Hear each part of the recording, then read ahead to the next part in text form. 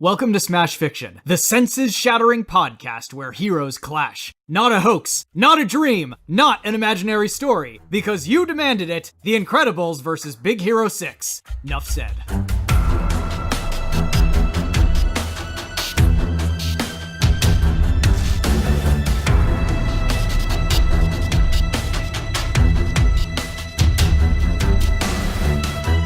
Everyone thinks that taking a dangerous superpowered criminal off the streets is as easy as blasting them with some destructo vision, or using your patent-pended, wrist-mounted sticky silk launcher to leave them hanging by a streetlight, or freezing them in ice before you drop them off at the police station, saying something like, "I think you need to cool your heels in a jail cell," before you fly off into the night on your magic snowboard. I sure do.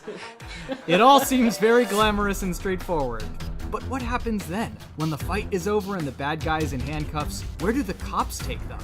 Why, to beautiful San Fransokyo, of course. The prison island of Hokkaido has been merely a tourist attraction for decades, but with the recent upswing in superpowered crime, the heavily fortified structure surrounded by unpredictable frigid waters became the perfect place to dump the nation's genetically gifted and criminally insane. Laws were rewritten to allow criminals from all over the country to be shipped there, and soon criminals from as far away as Gotham City, Edge City, and Basin City were repaying their debt to society on this very island. Most of the time, the specially armed and trained guards of the Hokkaido prison system handled the transfer of inmates to this location, but in the case of the supervillain group known as the Confederacy of Crime, the team that caught them was the one who brought them to justice. The Incredibles, the crime-fighting family that serves as the protectors of Metroville, arrived at Hokkaido alongside their longtime ally Frozone. After spending months battling with the Confederacy and their minions, the five heroes wanted to ensure that the Confederacy didn't try to pull any dastardly tricks en route to the prison, and Mr. Incredible himself looked the Confederacy's leader, Mr. Pixel, in the eyes as the bars slammed shut between them.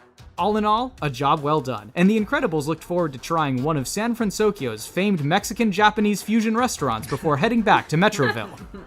But, to paraphrase a past smasher of fiction, things don't go smooth.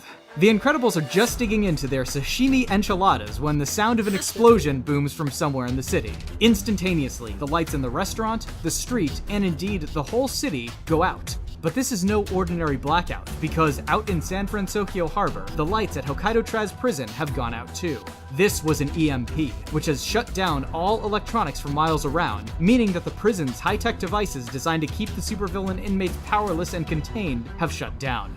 We got ourselves a jailbreak, and it isn't long before the city itself begins to see a country's worth of supervillains flooding the streets. The Incredibles immediately leap into action, but of course, this is San Fransokyo, and that means that the city's legendary protectors, Big Hero 6, are also on the case. The crime-fighting inventors had taken pains to ensure that their gear was protected from EMPs, apparently showing that they had considerably more foresight than the corner-cutting Cray-Tech developers responsible for the technology of Hokkaido Big Hero 6 really has their hands full as they fight their way through waves of unfamiliar supervillains. Dr. Dinosaur, Chair-Face Chippendale, and the evil unicorn, Sparkle Lord. Yay! Sorry.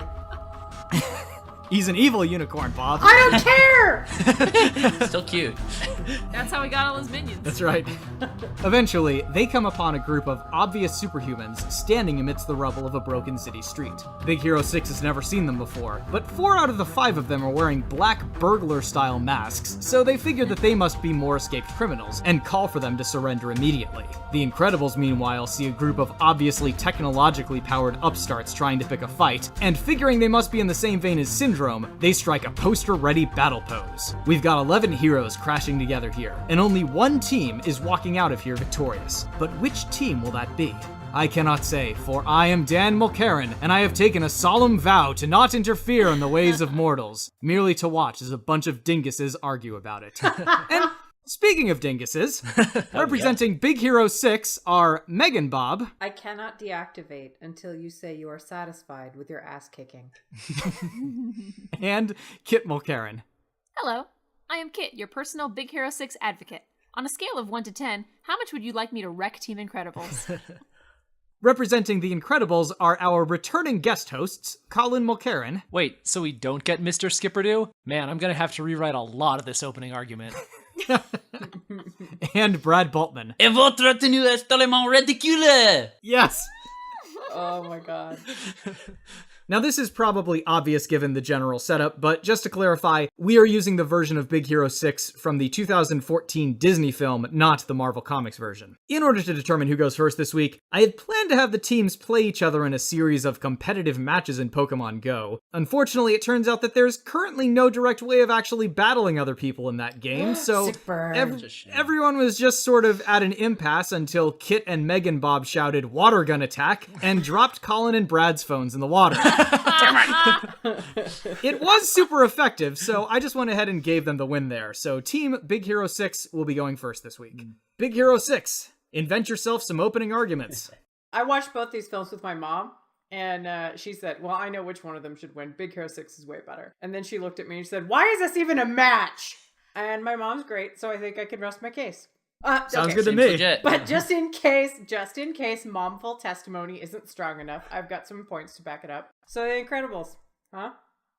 Yeah. They're definitely impressive in the raw skills area, but there are a couple of problems, and then there are a couple of bigger problems. So issue 1 is the rigidity of DNA. Like, sure, you can have a superpower and it might be awesome as hell, but it's not really adaptable once you're born, unless radiation, pretty much. So the Incredibles are born as they are, and what they can do is definitely the top of their game, but it's all that they can do. So Big Hero 6 makes it pretty clear that one of the greatest strengths of technology is its utter flexibility to be all things and to adapt as needed. So Baymax starts out as a marshmallow for helping boo-boos, and then he ends up as a marshmallow for kicking ass and saving people from being swallowed into a portal dimension because he's reprogrammed and his skill set is evolved through technology. So even simply within the film itself, we see that Hiro's skill set and what he does with it evolves wildly from bot fighting to like a nano robot swarm to weaponizing marshmallows. It's a personal journey about grief, but damn, it's definitely also a journey about how insanely adaptable technology is. Honey Lemon in particular is the case study for this. Like, I get that we're a bunch of dinguses here, for sure, but we all took some basic chemistry. Like, we've all looked at a periodic table once upon a time. And you can pretty much make anything using chemicals. I'm going to use a metaphor because we're dinguses. So I'm going to compare it to colors. Like, you might start off with seeing magenta and yellow, but pretty soon what you've got is a Lisa Frank binder's worth of color explosion. So, like, imagine that, but then imagine that as chemicals. So evolution of ability is going to be a big game changer with this group. And we've also got the issue of working with your family, which can be super amazing. And it's wonderful and heartfelt and the stuff of Disney dreams. But it's also really hard. And you've got two parents trying to fight against forces while also keeping their two children safe. Yeah, they've got Frozone to help out, but you can have 12 adults to a child, and that's still probably not enough. Like, better make that a baker's dozen of adults. Like, just throw an extra adult in there just to be safe. You know, with an adult for the road. The kids start a fight at the kitchen table, and Bob and Helen combined can barely get it anywhere near under control. And basically the only thing that calms the chaos down is the ringing of the doorbell. So I'm not sure how on earth they're gonna hope to be able to defeat or even manage the Big Hero 6 gang when the dinner table is too much. Kids are like small drunken dinosaurs on their best days, and I don't see how that's gonna help Helen and Bob keep their focus in battle when there's Dash in the background freaking out, or Violet being her sarcastic teenage self. And you'd think parents can ignore a sarcastic teenager, but they can't, as we all know from being a teenager. Like, you say like, oh yeah, sure, and instantly there's like, what did you say? And if you want to point out the number of people that the Incredibles take out, which is quite a few people, I invite you to look at the caliber of people they're dealing with. Like, Syndrome is completely narcissistic and obsessive, has no loyalty from his people, risks his own haughty, smoky voice GF, and has a bunch of undifferentiated stormtrooper types that they take out. I am not wowed here. Big Hero 6 gang at least is fighting the laws and strictures of physics and the powers of someone who is a full-on professor of crazy science magic. That stuff does not even remotely fuck around. I don't know about all of y'all, but if I do not watch my step, a gust of physics has been known to catch me unawares and bring me to the ground. I did it just the other day and I yelled at the sky, "Why, physics? Why, you heartless bastard?" And then I picked myself up and grabbed my things and left the classroom because I had to go home. Now we're getting into the serious problems. So this family is loving, and that's awesome, but there's some pretty big issues. Edna Mode puts it pretty clearly. She says, I can't do the voice. The voice is too amazing. We'll get Anton to come in and do the voiceover. Oh my god, yeah, great. please do that. Men at Robert's age are often unstable, prone to weakness. And she is easily the most badass character in the entire film and knows what the hell is up. And if you disagree with me about Edna Mode, there is a parking lot and I will meet you there later to discuss our disagreement through the medium of fists. So, as she says, prone to weakness. Well, what kinds of weakness? He doesn't figure out how disturbed Incrediboy is. Come on, the foreshadowing was wildly clear. He gets angry on film when he says that he wants the world to stay saved for a little while. He has anger management issues that range from breaking the car window to picking up the car to cutting through a plate to choking his own boss and throwing him through multiple walls. There's also the lying to his wife for several months, listening in on police scanners for a little taste of the glory days, being so ganked up that he and Frozone get caught by the regular cops while on their little adventure. On top of the fact that he screwed up multiple times and the families had to be relocated before because of it. I'm just saying that there are some major impulse control issues. He chokes and throws his fucking boss. You don't put someone in a body cast for upsetting you. Like, that's unacceptable. And it's not the first time he's done something like this. So even if the problem is that he's in hiding and he just needs to let his superness out, it doesn't make the impulsivity go away. It just gives it a different outlet. Like, someone prone to stress and emotional outbursts is kind of a risk for leading a team. So Helen's pretty great, but totally overburdened and underappreciated. Can I get an amen, Kit? Amen. I'll give that an amen. She is. She is! She has to fight with Bob, even at the end of the movie, for a chance to fight by his side because he's so hell-bent on protecting her and the kids, even though he's done such a fucking bang-up job up to now. To the detriment of the entire team. And then Dash is this wild card who's great at being fast, but his reaction to emotional stuff is just as wildly fast and uncontrolled. Let's remember, the kids snuck on, well, both the kids snuck onto a freaking jet despite some fairly explicit instructions to stay home. I'm just not sure they're going to listen in the heat of battle when they can barely give mom and dad half an ear the rest of the time. The jet crashes and they go into the water. Dash starts wailing, "We're dead! We're dead! We're alive, but we're dead!" He's not really going to keep calm on missions. Like, mom is going to have to keep him under control, losing precious minutes. Dash is also totally impetuous and gets punched off of one of the air frisbees. And then when he safely lands, he attracts their attention all over again just by saying, "Yeah," loudly. That's just what it is to be a little kid. And I don't blame him at all, but it's part of what it is to be a tiny drunken dinosaur and have one fighting by your side. Like, they need a whole lot of help to not freak out. But also, did y'all notice that in the final fight, mom and dad had to worry about saving Violet and Dash from being smooshed by robot booty? If you gotta worry about your babies, your head is not totally in the fight. And if you want to talk about Violet, this breaks my heart. She says to Dash, mom and dad's life could be in danger, or worse, their marriage. Oh my god, guys, this family needs so much therapy, and I am for realsies worried about these children. When the eldest child is truly that scared about the state of her parents' marriage, like, what is wrong with this movie? Okay. Look, like, family can be love, and that's wonderful, but you don't usually work with them. It's a massive hazard on every front, and it divides your attention in ways that are super difficult to overcome. That's one of the reasons why Colin chose to leave the podcast. There was just too much risk that in an event of an invasion by an ill-prepared supervillain that there would be infighting between him and Dan. And then Kit was going to have to put both of them in timeout while she saved us all. I mean, like, spoiler alert for Ragnarok, but this is pretty much guaranteed. You know, I was hoping it wouldn't come out this way, but now that it's out in the open, I mean, it's Yep. good. It's good to just be able to talk about it. Man, this Smash Fiction continuity is just spinning out of control. I mean, where do I begin with our team, Bob? I mean, it's just so big, right? It's so big and hero-y. You know what? I'm just going to start with the heart of the team, Hiro. This 14-year-old prodigy graduated high school at the age of 13. At that age, most boys' biggest accomplishment is figuring out how to get rid of their blue balls. Hiro is creating fucking battle bots so advanced that the Insane Clown Posse should have written a song about him by now. What? I mean, like, for real, how does it work? Because I had fucking... Oh, I see. I cannot fucking figure that out. His magnet-based robots.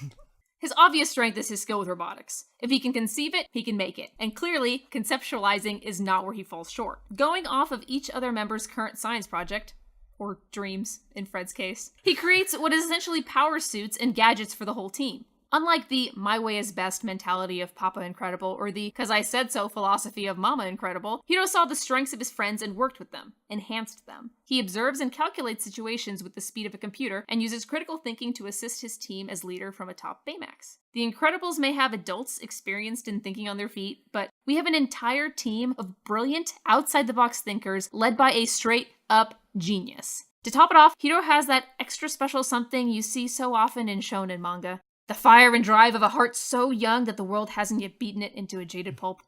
And the charisma to convince a group of fairly conflict-adverse nerds to be superheroes and fight a creepy mask guy that has already thrown cars at them. That's pretty impressive. I mean, if someone threw a car at me, like, I'm out. Bye. Amen.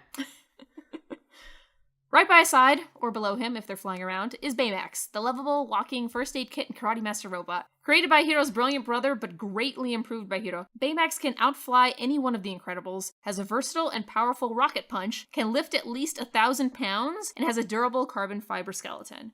Perhaps most useful in this fight is his habit of instantly scanning every individual he comes across, and then being able to find them by scanning an area for the individual's particular combination of medical traits. In Big Hero 6, Baymax scans all of San Fransokyo from several miles up in the air and immediately locates the villain. Finding Violet when she's invisible, or anyone else attempting to hide, will be effortless. No bullshit here, just tea. And speaking of, let's get a little honey lemon up in here. Yeah! All right. Very well done. Well done. Oh, Slow God. clap break. And continue. Okay. This chemist extraordinaire is equipped with a bag containing a miniature chem lab that, with quick input from her nimble fingers, delivers versatile capsules capable of manipulating the battlefield. Cushioning foam to break falls, smoke screens to separate the superfamily, sticky goop to capture the speedy dash as well as Mr. Incredible, because we do, after all, see him get stopped by sticky goop in his own film, and good old-fashioned bombs, just to name a few of the many things you can do when you know chemistry like the back of your lab gloves. And while we're on handwear, let's talk about the sweet-ass laser-induced plasma blades that Wasabi wields on his forearms. Cause, holy shit, since when does majoring in applied physics make you some kind of Jedi ninja? Damn, I wish I was math smart. Fuck.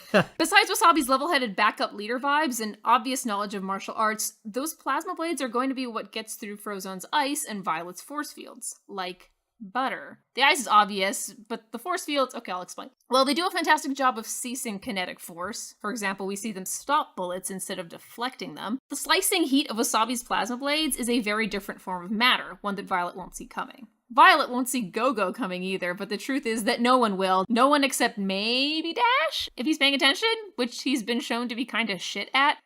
Kids. Drunk dinosaurs. Same thing. The second fastest competitor in this fight, but the first to get shit done, GoGo has the moxie and sweet-ass acrobatics to put Elastigirl to shame while using her battlesuit to its fullest potential, and unlike Elastigirl, she got no fucks to hold her back. Tapping into her insane need for speed and San Fransokyo drift abilities, GoGo held her own and assisted her team the longest against Big Hero 6's main villain the very first time they took him on as heroes. She has the luxury of both melee and ranged combat thanks to her superheating, throwable discs, and can tear through objects like she tears through her engineering homework. Lastly, Fred. Oh, Fred. Fred. Okay. He may seem like he should reek of skunk, whether that be from now legal in the state of California substance abuse or the fact that he uses each pair of underwear 4 days in a row. Fred holds his own in combat surprisingly well. His Fredzilla supersuit, designed after his favorite kaiju, is equipped with claws and a flamethrower, and also allows him to jump incredibly high. Compared to the rest of the team, he's... you know what? He's a chuckle fuck. There, I said it. He's a chuckle fuck. But his unconventional way of thinking doesn't seem to hurt him in combat. Hell, his sign-spinning skills came in handy in the fight against the Microbots when he used that piece of metal as a twirling melee weapon. He's also been shown to think outside the box like the rest of them. Fred's versatile, but in a weird way, like an ace in rummy. High or low, which way he gonna go? Yeah, we all know he's high. Yeah.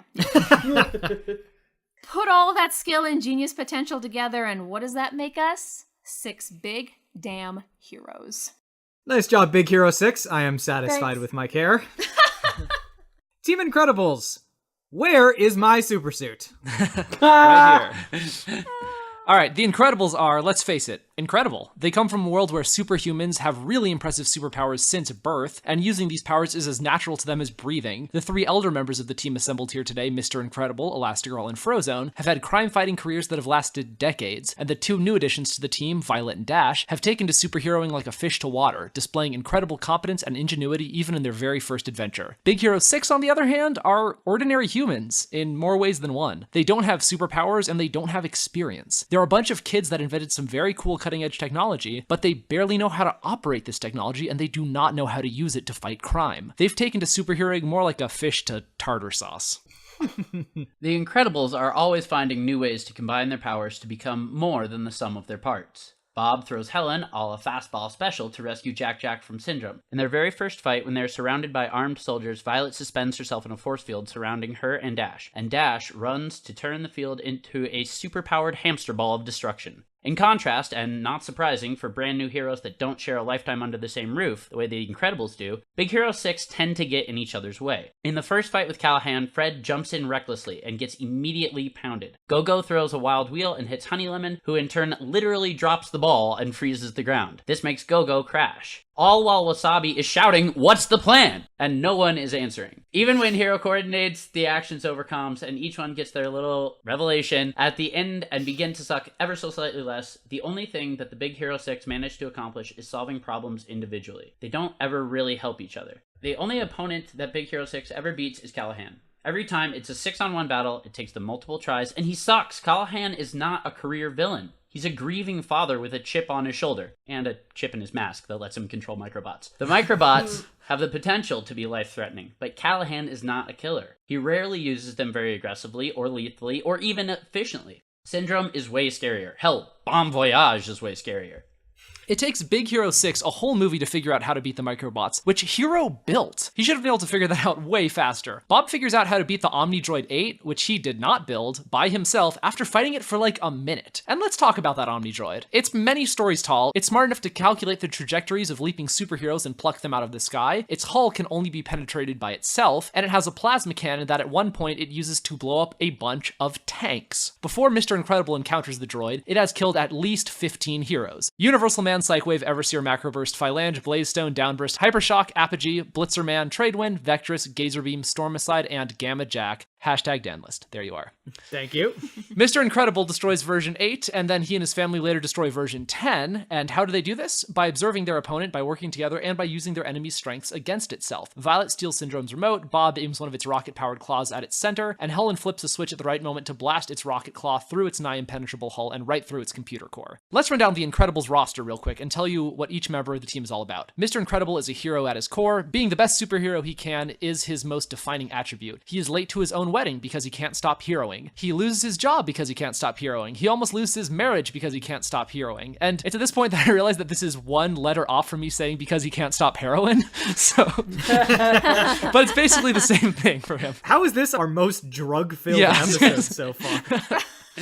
At the beginning of the film, we see a random day in Mr. Incredible's life in which he saves a cat from a tree, stops a high-speed chase involving criminals armed with machine guns, stops a purse snatcher, stops a man from committing suicide by leaping off a skyscraper, stops a bank robbery, stops Buddy from getting killed by a bomb, stops a train from falling off a broken track just by digging his feet into the ground and letting it hit him. Helen Parr, aka Elastigirl. Yeah. Capable of stretching from 30 meters down to 1 millimeter, Helen's stretching is unparalleled. There's elastic, and then there's I can turn into a speedboat. Helen is missile-proof. She can become a parachute. She can flatten herself against a wall. She displays incredible martial arts skill. She takes out opponents with a foot, defeating multiple armed opponents at multiple times throughout the film. And Dash is really fast enough to run on water, fast enough to run around in a circle and make a big dust tornado around the rest of the team to protect them from ranged attacks, fast enough to put a tack on a teacher's chair and return to his seat in the back of the class while a camera is filming him, and he only appears slightly blurry for 1 frame. Assuming 24 frames a second, that means it took him 0.04 seconds to do this. Violet has perfect invisibility. Her force fields are also awesome. She projects a force field large enough and powerful enough to protect the entire family when Syndrome's plane comes crashing down on them. In each fight she has been in, she has discovered new ways to use her powers, and her powers are always getting stronger. In this fight, she might even find new ways to use her powers. As far as we can tell, they are only limited by her confidence. Frozone can make ice bridges that he skates on, which effectively gives him a version of flying. He can freeze an entire lake, and perhaps most impressively, he can freeze a cop as he is firing his gun and cause the bullet to stop mid-air. Now let's take a look at Big Hero 6. Hiro can't really do much. He could be easily incapacitated by Elastigirl or pretty much anyone else, actually. There's not a whole lot we need to say about him. With Baymax, Mr. Incredible could probably beat him on one-on-one combat. We see when he fights the Omni Droid 8 that he can learn how an AI thinks and abuse the flaws to counter its computer brain. He hides in the Omni Droid's blind spots, uses its own claws against it. He can withstand one of Baymax's punches easily, and if he gets his hands on Baymax, he could rip him apart. This is a guy who bench presses locomotives. He runs through brick walls, throws full-grown trees, and picks up sedans with ease just because he needs to let off some energy. As far as Honey Lemon goes, she's really great if she has that purse, but, I mean, Dash could easily steal that purse with some speed, or Violet could steal it with invisibility. As a backup, Lucius can freeze her balls before they drop. Oh no. Oh. Or Violet could just trap her in a bubble and make her get hit by one of her own. No, I think we're done. Yeah, I think sorry. that's it. That was it. Wasabi is probably the only one with the weapon that could actually hurt the Incredibles. But he probably would never use this weapon because, like all members of the Big Hero 6, they're not willing to use lethal force on living creatures. Wasabi especially. He mainly uses his blades to defend himself against projectiles or to cut through inanimate objects. He could easily be incapacitated by Frozone by just being frozen and no way to cut because he can't move his arms, or he could be held at bay by Violet shields. Because, I mean, really, it's all energy for fighting energy. It's like, obviously they can cut his shields. Really? I mean, if anything can stop energy shields, it's energy blades. And we do see her interrupting energy when they are trapped in Syndrome's cuffs, and she interrupts in the the little lightning beams with her field, which Guys, lets her save escape. it for rebuttals. Sorry. So GoGo. GoGo is really non-threatening. She could be easily defeated by an ice sheet from Frozone or a clotheslined body part from Elastigirl. We see that she's defeated by an ice sheet in Big Hero 6, meaning that in this fight, GoGo is a no-go. Fred is dumb. And could easily be defeated by Elastigirl or most other members of the team. He could even be used as a weapon to damage the other members of his team. You just point him in the wrong direction, make him breathe fire at you, and hit somebody behind you. Dash is really good at that kind of thing. Also, the Incredibles' suits are fireproof, bulletproof, and all the basics are covered according to Edna, so Fred probably can't hurt them at all, even if he does hit them. He's impulsive, he's more familiar with superhero fiction than with superhero reality. We see him get into trouble with this when he jumps to the false conclusion about the identity of the Kabuki man when he's convinced that he's right just by assuming it's a tech genius. In closing, we just want to reiterate, Big Hero 6 has potential. They really do. They're smart, they're nice kids, but they're not good superheroes yet. You guys either need to train a lot more or just stick to the lab. Maybe Edna Mode needs some interns. For now, feel free to design technology for the other heroes to use, but seriously, stay out of the field. You're gonna get hurt. You're not ready for it. Well done, Team Incredibles. So that's it for opening arguments. Come back next issue when our heroes face their greatest foe yet, rebuttals. Just kidding, this episode is a trade paperback, so you get the whole thing at once. Yay! Rebuttals go now. Don't have to wait. Big Hero 6. Gummy Okay. Bears. Colin, I'm shocked. You fucking love Iron Man, and you're like dissing these purely suit-wearing people like they're nothing. I think Iron Man's a cool character. Ooh, You're That doesn't mean he Look can into be your heart. a real superhero. He knows how to use his inventions. They Also don't. that. Hey, okay, so you basically referenced the first battle like a lot in your argument, but that's the first battle, and actually, if anything, They've only had one the other fight movie since shows then. how Yeah. impressive their ability to learn is because they improve so fucking quickly. They work together so well. They look at things from different angles. When did they so work together? They're fucking geniuses. Okay, sorry. When do they work together? Is that gonna be the thing that gets them victory? Is teamwork? Yes. I mean, if Or is you- it gonna be combo moves are effective? good moves. The only thing that If you're looking for... sorry, go ahead. was I'll answer your teamwork question afterwards. the only time I saw them do anything when they were like combining powers is when Honey Lemon throws some little ball thingies in the air and Fred blows them up with his fire breath to make a smoke screen. When, I mean, they could probably just have exploded a second later by themselves. I mean, when they're having their big thing at the end and they're fighting all this stuff and blowing up all the microbots, I was watching that fight earlier today. They're just blowing up towers of stationary microbots because Callahan is up in the air distracted fighting Baymax, and they're just blowing up microbots that aren't fighting back. So they're doing a really great job of following Hero's leadership, which, by the way, you made it sound like if Elastigirl can tie him up, he's out of the fight. He doesn't have to move to be in the fight. He's the leader. He has to be conscious, though. We could just steal his calm or Yeah. break his Also, calm. are you arguing that the Incredibles will try harder to kill Big Hero 6 I than know. Callahan? The- Because he was straight up trying to kill them. He had moments where he didn't, but there were other moments where he was going to fucking Well, kill the Incredibles do kill people all throughout the movie, like Syndrome's guards, like all the Well, time. and I want to bring that point up, that you say that as though that's a point of pride. I find that weird that in the context of a Disney movie, that's the sign of winningness. Oh, okay, let me clarify feel what like- what the point I was never on that. thought that they were getting killed. Well, What the fuck was I watching? It's not that the Incredibles are trying to kill them and Callahan wasn't. It's that Callahan has his own agenda. He's after Alistair Cray. He's not trying to stop them. The Incredibles are. So it's not about the amount of lethality being used. It's the fact that their one opponent was never invested in their destruction. He was just getting rid of Big Hero 6 because they were in the way. He wasn't ever after them. He never seeks them out. I mean, he And- seemed pretty pissed off that they were in the way, and he was doing a damn good job of trying to, like, make that clear, so... Yeah, I disagree. Like, maybe it's not apples and oranges, but it's like apples and something apples are related to. I don't fucking know botany. I don't think you Oh my understand that God, metaphor. Help me. Wait, I'm right. That's going in the novel. You're making the case that Mr. Incredible's, like, so great at superheroing. Like, oh, it's all he does. It gives him a boner every day. Which, I like, believe we said that's that. Yes. I believe wonderful. that was Direct our quote exact from us. phrase. Yep. I heard the boner was audible. Yeah. But I could hear the schwoing noise. Schwing. But he gets caught by the fucking regular cops, not the When you say special caught, super you mean cops. they enter a room where he's in, and then they escape. They, like, point guns at him for a escape moment. and- Only because, like, Frozone's able to keep him calm long enough to get that drink of water. But they are, like, noticed and caught. If he was so super, how the fuck did that happen in the first place? because they were running away from a burning building and they broke through a wall and ended up in a jewelry store, and the cops entered literally 5 seconds later. So, like, Well, that seems like poor planning to me if he's that super. I don't know. I'm just not that impressed. all right. But the other thing was, you're arguing that Dash has the focus to be an asset. I just find that laughable. He's gonna be the first one out. I love Dash. There is nothing wrong with Dash, but you can't. Yes, there is. A child He's a isn't fucking little ass an boy. asset. I mean, what do you see about Dash? He gets so lucky.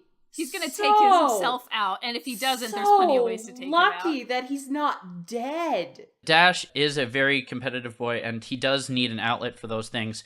That outlet is wild and unpredictable when it's not channeled. When Dash is able to fight them, and when he is able to work with the team, he does listen to Helen, he does listen to Bob, because they're letting him do what he wants to do, which is use his abilities. Right, like if you notice the first time that they're all together, all 4 of them are together in their outfits and they're fighting Syndrome's guards, without even being told, Dash starts running around them in circles and makes like a tornado to protect them and like obscure their position. And no one tells him to do that. He's like being a good member of the team, and he's like, oh, I have this idea, I'm gonna do this thing, and like it works out well. And All then right. 5 minutes later in the limo, he's playing with the window and won't stop whenever Helen's on the phone. Yeah, I mean, he's still a kid. He's still a kid. It's a limo. It's a good point. All right. Team Incredibles, go! Confront the problem, fight, win, and call me when you get back, darling. I enjoy our visits. So you talked about the rigidity of DNA. You're right in the sense that Big Hero 6 is able to change their abilities and, you know, make new technology and stuff, but they can only do this between fights. I feel like if they get a chance to fight the Incredibles like 3 or 4 times, by the time you get to like the 3rd or 4th fight, they'll start to be a bit more equal. Maybe Big Hero 6 will be able to win the 4th or 5th fight or 6th fight, you know, after they've like made a bunch of technology and stuff, but like, it's going to take them a while. They're going to need a few training montages in between. Like, the first fight, which is what we're talking about right now, they don't stand a chance. Doesn't Hiro make some fucking adjustments to Marshmallow on the fly? I mean, he pulls out And his also- his care chip, but yeah. which makes Baymax try to murder everyone. And makes that is one makes the thing. rest of the team gang up against Hiro and Baymax and lets Callahan escape. Okay, so I'm saying they're getting pulled together, and you're arguing that, like, because we kind of have only 2 fights in the movie, that you didn't get a chance to see like the teamwork in action. But like from what we do see, even though they work independently, great. That in themselves, and like with Hiro's little tweaks, that sort of makes them work very well as a team. As long as they have a shared goal, then they are a team. Whether or not they're bouncing off one another to do the thing isn't really what matters. Yeah, and they don't have the weakness the Incredibles have, where, like, the Incredibles have to watch their damn kids. Which like is Bob scary! said in her open argument. Yeah, like, Big Hero 6, they're enough adults that they can support each other, but not fucking need to take care of each other. They really don't need to watch out for the kids. I mean, they do, right. as Helen says that How dare you? she is worried about the kids. She does want to protect the kids, but they don't need to watch out for the kids. And that's part of the whole arc of Incredibles. That is Mr. Incredible's big arc. And Helen's is arc is- not undervaluing his family and giving them the chance to fight with him. The same thing happens with Helen when she's talking to Violet and gives her the speech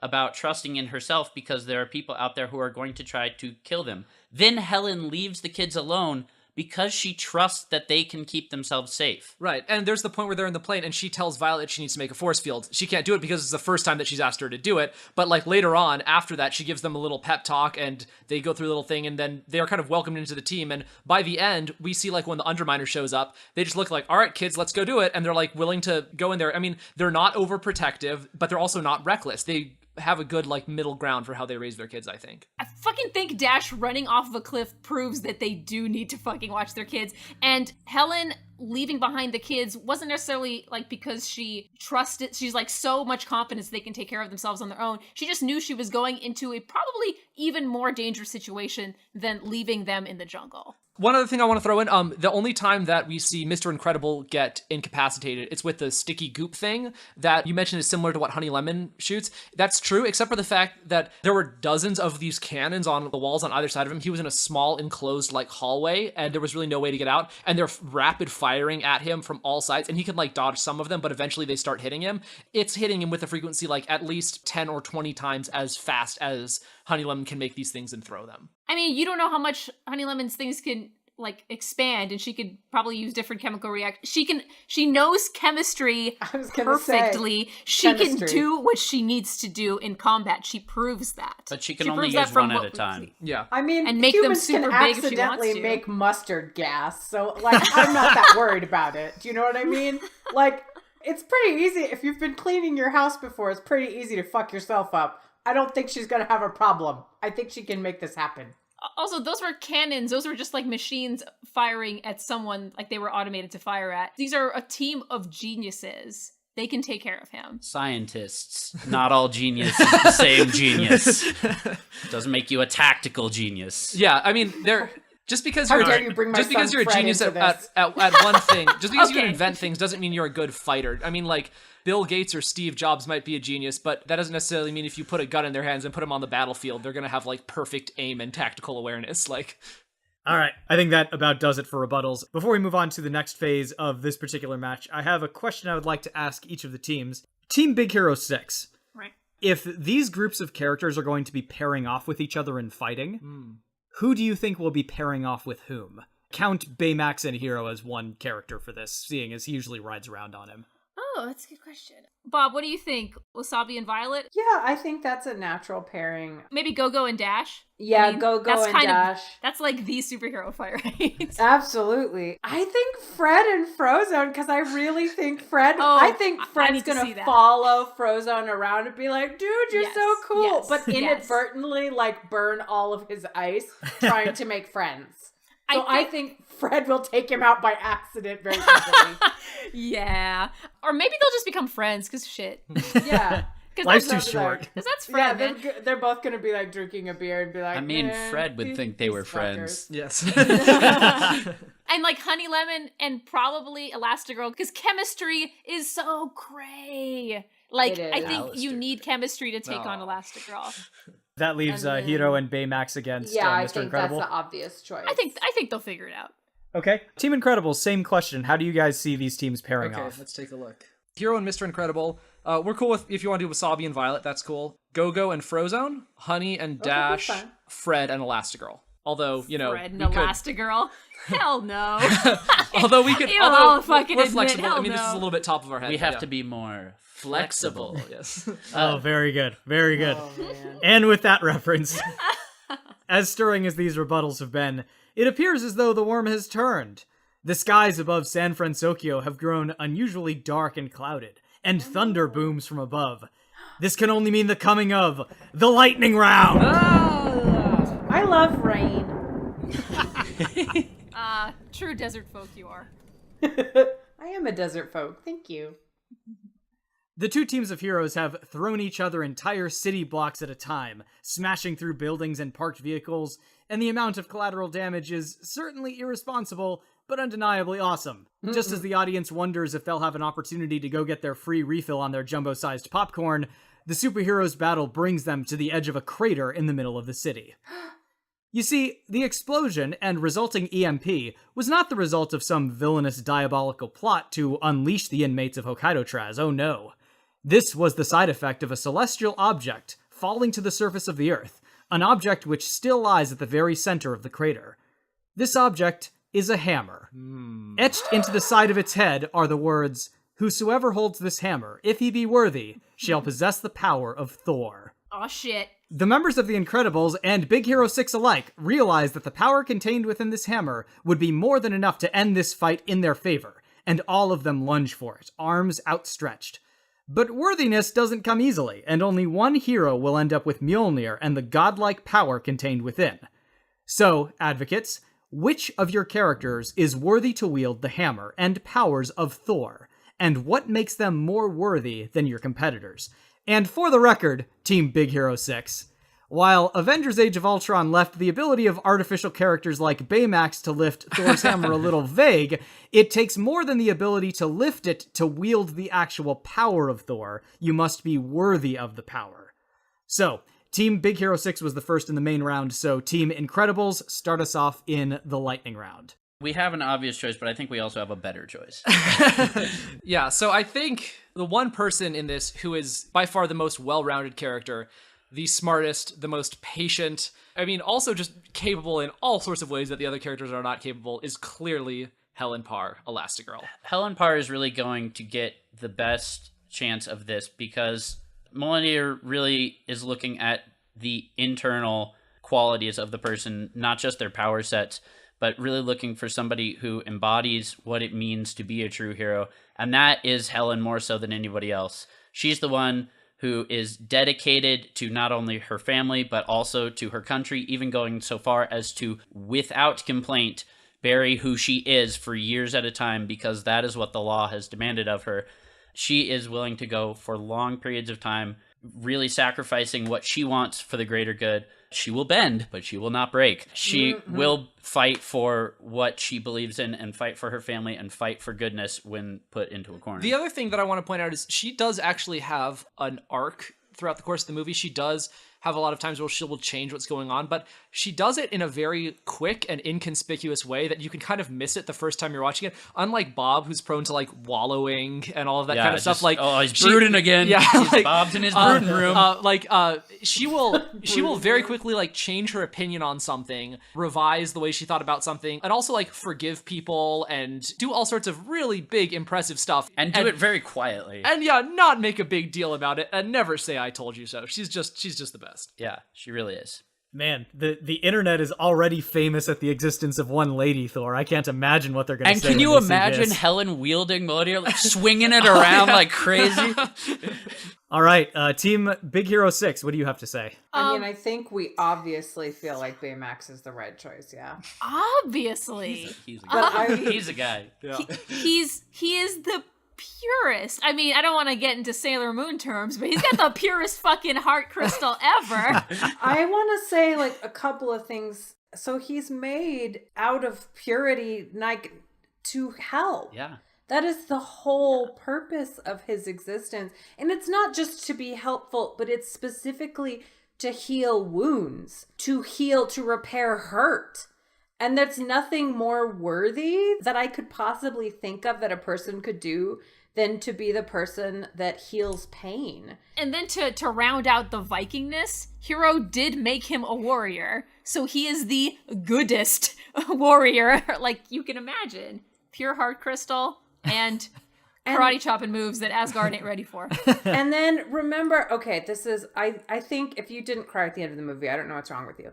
But that moment at the end of the movie, whenever he's like, there is a way I can save you. And he realizes that it is the sacrifice of his own existence. And yes, there's the other chip. Like, that's not a promise of rebirth. That's just a thing that could happen or could not happen, but it doesn't matter to him. He's like, you know what? I will stay here if it will give you the chance to go on and to save her and to live. That I have healed the pain of your brother's death through all like this adventure we've been on, then my sacrifice is worth it. Here, go. And that moment is the kind of purity that I think none of us ever in this world, like there's like 5 people in the entire world who have that level of purity and love in them. I can't imagine that Mjolnir wouldn't burst into tears somehow at that level of love and compassion and care and dedication to doing what is best. And he would do that for anyone he deems is a patient. He has like anyone. He has true altruism. Whereas Helen, I can see her doing that for her family, but would she let herself die for anyone? Probably not, because she has a fucking family to take care of, and her husband's kind of fucking shitty. Yeah, God, don't leave him. Don't leave him with the kids. All right, anyway. That's really the greatest good, is staying alive to help. To prevent those kids from needing more therapy. All right. Yeah, no, oh my God, Baymax deserves it. I don't know. It's adorable. You're kind of winning me over a little bit on that. I mean, it's Baymax. You can't say anything bad about Baymax. At this point, I don't care if we lose the overall match, as long as you all admit that Baymax deserves Mjolnir, because that level of love and compassion is just, it brings me to tears. I don't even care if I lose anymore. As long as I have the image of Baymax with Mjolnir, I think I'm good. Will he immediately like sprout a magnificent blonde beard on his face? If we win, I will draw it. Well, let's find out, because a titanic bolt of lightning tears down from the sky and a titanic shockwave rips outward from the crater, scattering superhumans like so many discarded action figures. One figure stands alone in the crater, the hammer of Thor held skyward, and that figure is someone who will be revealed right after this ad from Hostess Snack Cake. Hostess. Really? Not me. Hey, where's the cream filling? You guys remember that? We should be sponsored by Lunchables. What are you doing, Dan? Oh, right, yeah. Oh, I had a Lunchables today, actually. It was delicious. Really? Which one? The ham and Swiss little cracker thingies. Oh. The fuck is wrong with you? I know. I keep telling him the pizzas. But you have to microwave those. You do not need to microwave those. No. You microwaved them? I did. I microwaved the pizzas. They're good. They get all hot and melty. Well, aren't we fucking privileged? Is my privilege showing? Is my privilege showing that I microwaved? That you own a microwave? I had to move my hands really fast and create enough friction, and then just hold my pizza. You're just sitting there on some beach and warming up your. You left him out in the sun for a few hours. So, you know what? Aside from our characters, I just wanted to ask, which movie did you guys feel like you enjoyed more? Incredibles. Sorry.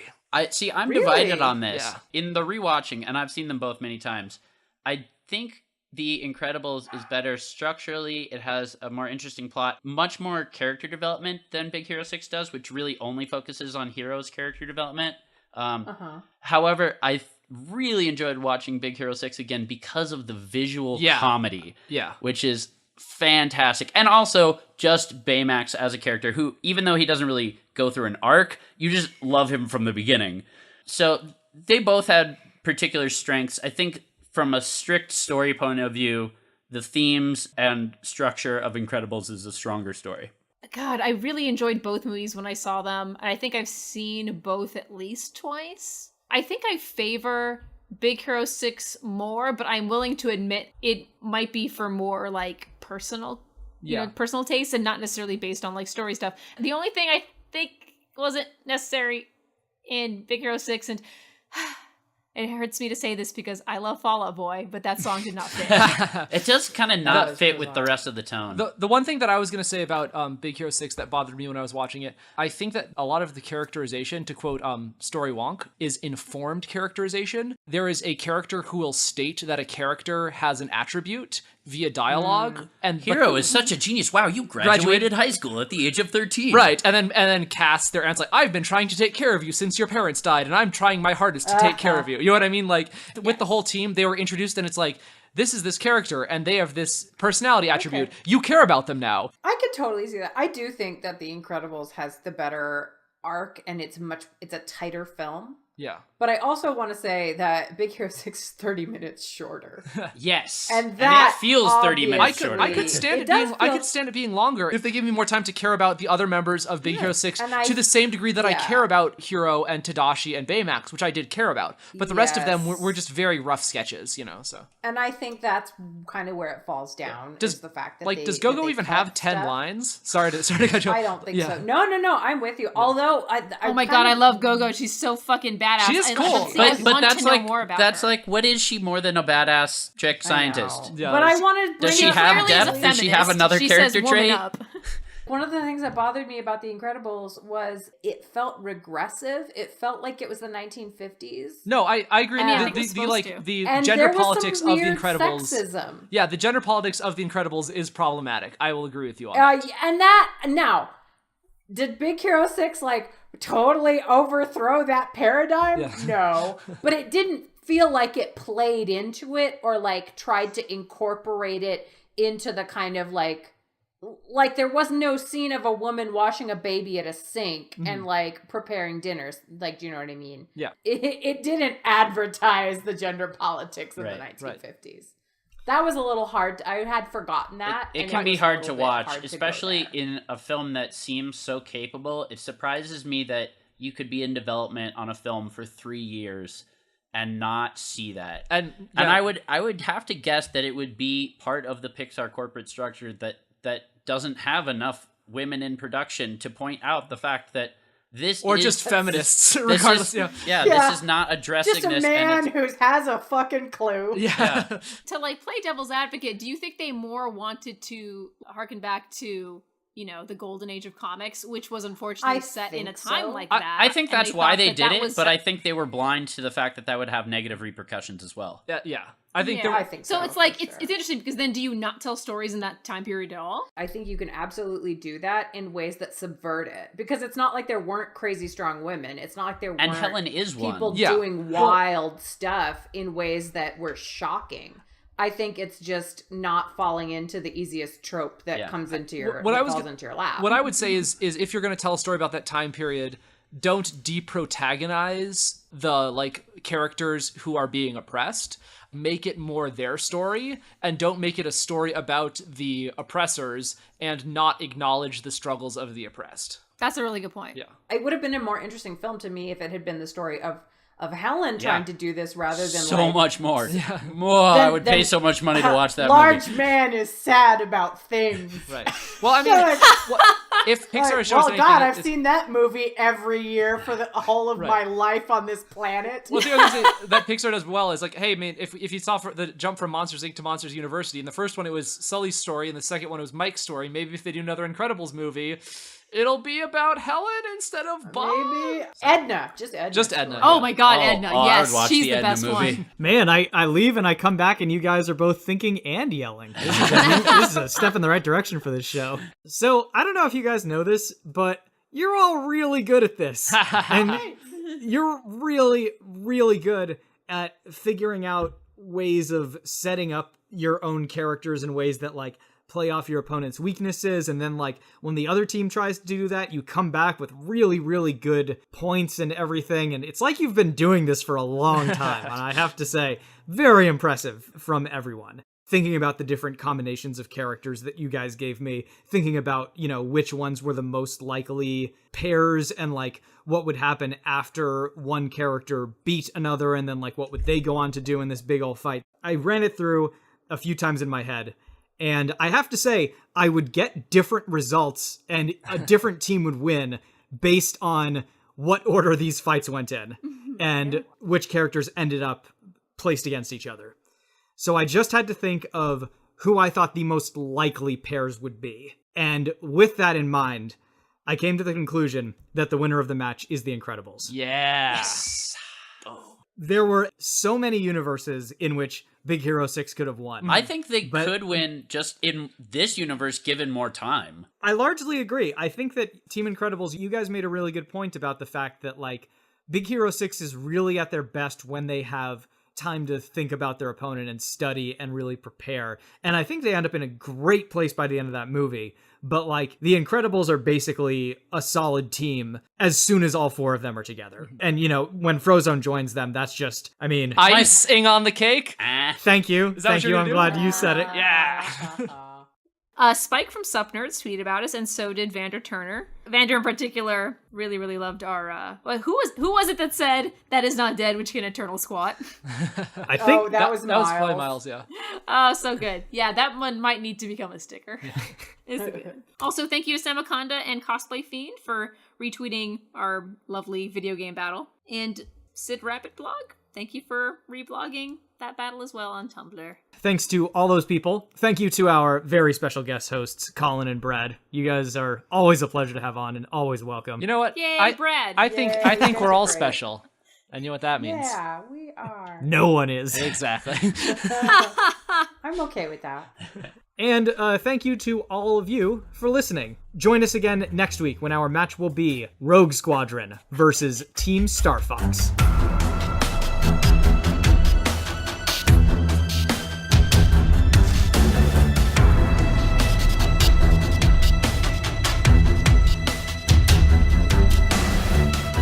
Smash Fiction is produced by Miles Schneiderman, with logo designed by Colin Mulkerin. Special thanks to Kevin MacLeod for our theme song, which is called Hitman. You can find his work at www.incompetech.com. You can follow the Smash Fiction podcast on Twitter at SmashFicPodcast and search for us on Facebook and Tumblr. Subscribe on iTunes, and if you leave us a good review, we shall become more powerful than you can possibly imagine. If you have any suggestions, feedback, or other contributions, send them to us at smashfictionpodcast@gmail.com and help us continue the fight.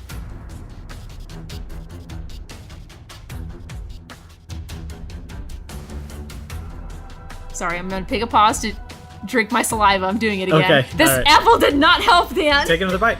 All right, apple break. What is this apple thing? It's a voice actor's trick. If you take a bite out of a green apple, it kind of like sucks up the excess saliva in your mouth, so Why you a don't green make apple? nasty mouth noises when you talk. I do not know, and I don't know that anyone knows. Nope, But- I do. Ghost. Oh, so we're just doing